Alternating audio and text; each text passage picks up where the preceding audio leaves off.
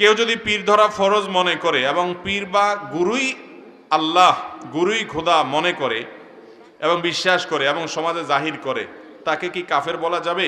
যদি সে কাফের হয় তাহলে তার জানাজা দেওয়া জায়েজ আছে কিনা? আল্লাহ মাফ করুন, আমাদের দেশে ওই যে ফকির যারা নিজেদেরকে বলেন এবং বাউল হিসাবে নিজেদেরকে যারা পরিচয় করেন, এই মানুষগুলোর ভিতরে অনেকেই, তাদের অনেকগুলো গান আছে যে গানগুলোর খোলাসা হলো তারা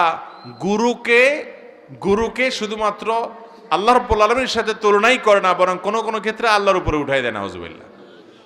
তো এগুলো যদি কেউ করে সজ্ঞানে জেনে বুঝে, তাহলে তিনি যে কাফের হবেন এ ব্যাপারে কোনো সন্দেহ নাই। কারণ কোথাকার কোন গুরু? আরে গুরু তো দিন শেষে একটা মানুষ, সে তো আল্লাহর গোলাম কিভাবে মালিকের সমান হয়?